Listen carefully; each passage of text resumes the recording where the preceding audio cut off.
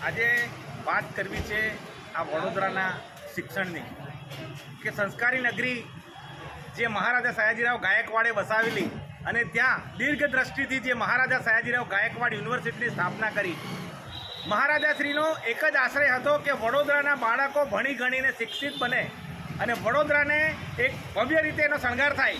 પરંતુ આ દેશના કેટલાક એવા માયાવી રાક્ષસો કે જે વડોદરામાંથી છૂટાઈને ગયા હોય, ભલે અત્યારે કોઈ સત્તા પર બેઠા હોય, પણ તેમને આજે એક પત્ર દ્વારા હું જાણકારી આપી રહ્યો છું કે વડોદરા ખાતે આવેલી મહારાજા સયાજીરાવ ગાયકવાડ યુનિવર્સિટીમાં અગાઉ વડોદરાના તમામ વિદ્યાર્થીઓ હોય, જે મધ્યમ વર્ગના હોય, ગરીબ વર્ગના હોય, જે શિક્ષણથી વંચિત ના રહી જાય અને તેમના ઓછા માર્ક્સ હોય કે લોકલ દ્રષ્ટિએ એમને શિક્ષણની પ્રાથમિકતા મળે એ હેતુસર 70% એક આવશ્યક બાબતનો નિયમ બનેલો હતો.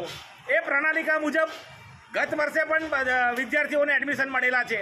પરંતુ આજુબાજુમાં આ સરકારના કેટલાક મળતિયાખોરો જે છે એ લોકોએ પોતાની ખાનગી કોલેજો અને સ્કૂલો ઊભી કરેલી છે. એ ખાનગી કોલેજો અત્યારે ખાલી રહેતી હોવાથી FY BCom અને BBAની અંદર જાણવા મળ્યું છે કે કાલે જે યાદી તૈયાર કરવામાં આવી એની અંદર જે ટકાવારીનો દોર છે ઊંચો છે, એમાં વડોદરાની બહારના લોકોને પણ અંદર આવરી લેવામાં આવ્યા છે. એટલે મારી ચીફ મિનિસ્ટર, મુખ્યમંત્રીશ્રી અને પ્રધાનમંત્રીશ્રીને રજૂઆત છે કે આ વાઇસ ચાન્સેલર જો તમારા ઇશારે પણ નાચતા હોય તો આ શિક્ષણ સાથે જે વડોદરાના વિદ્યાર્થીઓ સાથે જે અન્યાય કરવામાં આવી રહ્યો છે એને તાત્કાલિક દૂર કરવામાં આવે. આ વાઇસ ચાન્સેલરની તાત્કાલિક બદલી કરવામાં આવે.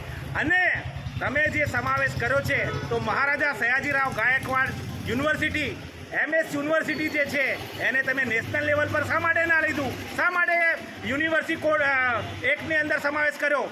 તમારો પણ કોઈ બદ ઇરાદો લાગે છે. હું ખાસ કરીને પ્રધાનમંત્રીશ્રીને આપની આ માધ્યમથી કહીશ, આ લેટરના માધ્યમથી કહીશ કે તમે આજે એક બહુરૂપી સ્વરૂપ ધારણ કર્યું છે. વડોદરામાંથી તમે ચૂંટાયા બાદ રામના નામે અહીં તરીને ગયા, વારાણસીમાં જતા રહ્યા અને વડોદરાના વિદ્યાર્થીઓ આજે જે શિક્ષણ માટે જે અન્યાય થઈ રહેલો છે એ ખરેખર વિદ્યાર્થી આલમ માટે, આ વડોદરાની જનતા માટે એક અન્યાય સામે લડવાની આ પ્રજાજનોની તક છે. આજે હું એનો અવાજ બનીને એક સામાજિક આગેવાન તરીકે આવ્યો છું. જરૂર પડશે તો સંવિધાન પર ચાલતા દેશની અંદર સંવિધાનો હકો લઈને તમામ વિદ્યાર્થીઓના વાલીઓને લઈને, તમામ વિદ્યાર્થીઓને લઈને આવનાર દિવસોની અંદર આ વાઇસ ચાન્સલરની અંદર આંદોલન પણ કરવામાં આવશે અને ઉગ્ર દેખાવો પણ કરવામાં આવશે. એની સઘળી જવાબદારી સરકારશ્રીની રહેશે. એ ખુલ્લા આ પત્રથી આજ રોજ મુખ્યમંત્રીશ્રી અને પ્રધાનમંત્રીશ્રીને જણાવેલું છે.